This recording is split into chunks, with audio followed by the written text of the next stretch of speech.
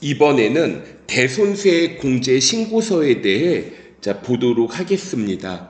저 예를 하나 만들어 볼게요. 내가 예를 들어서 상품을 100만 원에 판매합니다. 부가세 별도.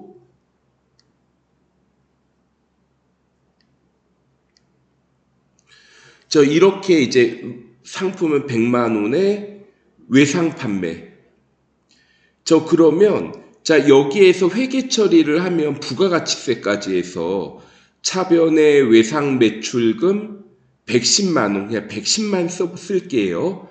대변에 부가세 예수금 10만 원. 부가세 예수금 10만 원, 그리고 상품 매출 100만 원. 이렇게 회계 처리를 하겠죠. 그러면 이렇게 외상 매출금을 이렇게 인식을 했는데 나중에 거래 상대방이 갚지를 못하겠대요. 대손이 발생한다고 해볼게요. 그러면 나는 100만 원짜리 상품을 제공을 해주고 부가가치세까지 10만 원을 냈는데 한 푼도 못 받는다? 좀 억울하겠죠. 그러면 이제 부가가치세법에서 어디까지 해주겠다? 요거 부가세 안 받을게. 그러니까 이게 이제 대손세의 공제라고 생각하시면 돼요. 내가 이렇게 뭐 어떠한 이유로 인하여 외상 매출금을 못 받게 되었는데 여기에서 부가가치세에 해당하는 부분만큼은 그러면 좀 공제를 해주세요. 대손세의 공제. 근데 이거는 이제 그래서 110분의 12 이렇게 나온 거죠. 110만 원에서 110을 나누면 만 원이고 곱하기 10을 하면 10만 원이 되겠습니다. 근데 이런 이제 대손세의 공제를 남용하는 걸 방지하기 위해 요건들이 있어요.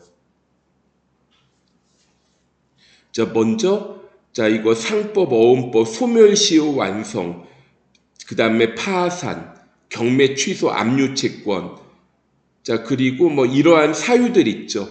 이거 법인세 할 때도 보셨죠?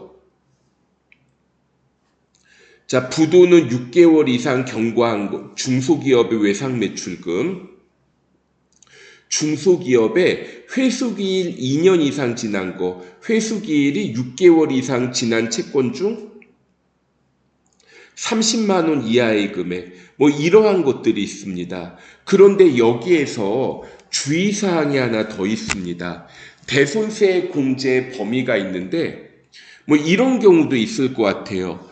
내가 대손세 공제를 받아야 되는데 귀찮아가지고 안 했어. 회계 처리를 안 했는데 이렇게 10년이 지나잖아요. 그럼 예를 들어 현재가 예를 들어 뭐 2024년이라고 해볼게요. 그러면 2023년도에 2023년이 아니라 2013년에 공급한 거 있죠. 여기 보면 공급일로부터 10년 지난, 그럼 2013년에 공급한 거에 대해서는 이거 어떻게 돼요? 대손세 공제를 적용하지 못하겠네요. 그리고 대손 처리 방법이 있죠.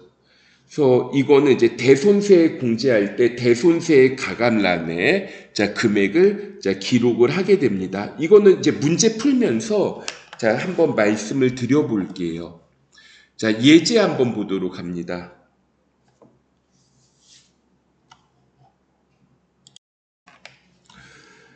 강서 상사에 7월 1일 날 제품을 매출을 하고 그 다음에 받으러 온 110만 원이 있는데 이게 2024년 3월 1일에 부도 처리됐어요. 그러면 이제 부도는 6개월이 지나야 되죠. 3월 1일로부터 6개월 후면 9월 1일인데 사유가 정확하게 부도 6개월 경과 하루 더 지나서 9월 2일에 대손이 확정되었다. 그 다음에 두 번째 보면은 이거 2023년 1월 20일에 파산으로 인해서 대손세 공제를 받았는데 상대방이 갚으러 와요. 그럼 받겠죠. 대손세 공제 받았던 외상 매출금 550만 원을 11월 3일 현금으로 회수하였다. 이렇게 그럼 이거는 대손세 공제의 반대 상황이죠. 첫 번째는 대손이 발생했는데 두 번째는 내가 이제 대손세액 공제했는데 회수했다. 대손세액 공제의 반대 상황. 그래서 이 경우에는 금액을 마이너스로 적습니다.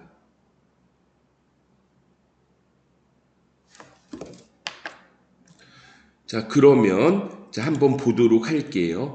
부가가치세에서 대손세액 공제 신고서 한번 열어볼게요. 자, 이익이 확정이니까 10월에서 12월이죠. 저 당초 공급일은 2023년 7월 1일이었고요. 자, 이거 대손 확정 2024년 9월 2일에 확정되죠. 금액은 110만 원. 그 다음에 거래처가 있는데 코드 도움 강서상사입니다. 사유는 부도 6개월 경과 이렇게 적어 볼게요. 자, 그러면 이제 이거를 원래는 성명이랑 이런 걸 적어야 되는데 제가 이거 거래처를 코드 도움을 이용해서 작업했죠. 그러면 뭐 자동으로 나오니까 그냥 넘어가도 됩니다.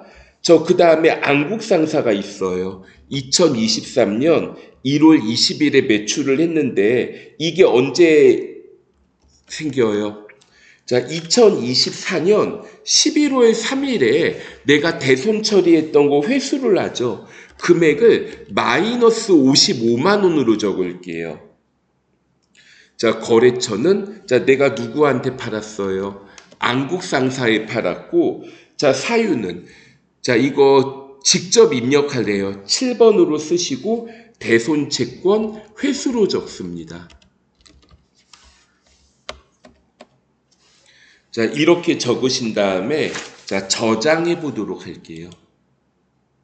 참고로 여러분들이 이거 작업을 했을 때 공제받지 못할 매입세액, 대손세액 공제서 신고 2개 하고 가운데 보면 의제하고 재활용 있죠. 이렇게 4개의 서식의 경우에는 우리가 부속 명세서만 작성해도 신고서에 자동으로 반영이 됩니다. 근데 나머지는 부속 명세서만 작성해도 신고서에 반영이 안 되고 전표 입력까지 해주셔야 돼요. 그리고 하나만 더. 자, 여기 보면 대손 발생이 있으니까 대손 변제라는 곳에도 탭에도 뭔가를 하는 상황이 있어야 될 것 같죠. 자, 참고로 대손 변제는 내가 공급받는 자 입장일 때 합니다. 자, 공급받는 자 입장에서 내가 이거 매입 대손이 발생해요. 상대방이 대손세액 공제를 받는다. 그러면 우리 부가가치세 신고서 신고서 보시면 공제받지 못할 매입세액이 있습니다. 내가 공급받는 자가 내가 안 갚아요. 외상대금을 안 갚아서 상대방이 대손세액 공제를 받게 되었다. 그러면 이 경우에 어떻게 하겠다? 매입세액 공제 안 해줄 거야. 대손 처분받은 세액란에 기록을 하게 되고, 그리고 이러다가 나중에 내가 갚아요. 그럼 여기 변제 대손세액란에 우리 여기 변제 대손세액란에 내가 공급받는 자 입장이었는데 내가 대금을 못 갚아서 상대방이 대손세액 공제를 받았는데 나중에 내가 변제 갚았다. 이런 경우에 기록을 하죠. 그럼 부가가치세 신고서에서 그 밖의 공제 매입세액을 보면 여기 47번에 변제 대손세액을 통해 매입세액 공제가 가능합니다. 일단 이거 좀 문제가 하나밖에 없어서 좀 제가 주의사항으로 한 3가지 정도만 적어 볼게요.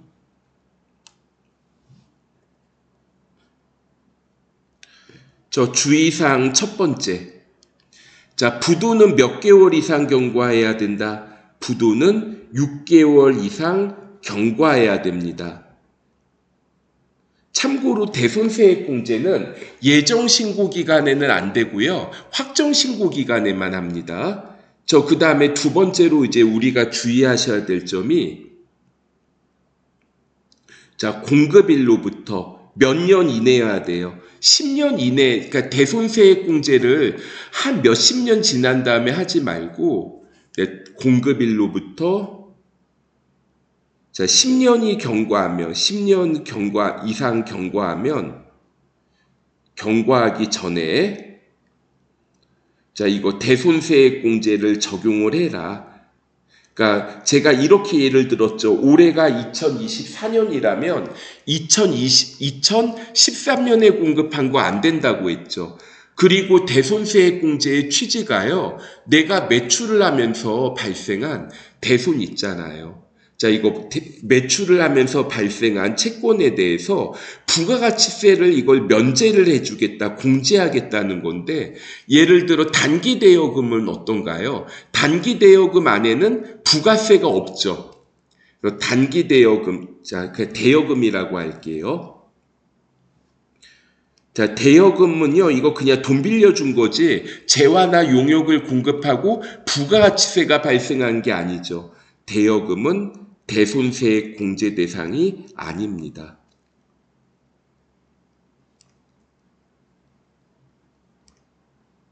자, 이렇게 세 가지는 좀 별도로 정리를 해 주셨으면 좋겠습니다. 그리고, 자, 그 다음에, 자, 다음 시간에는 건물 등 감가상각자산 취득 명세서 보도록 하겠습니다.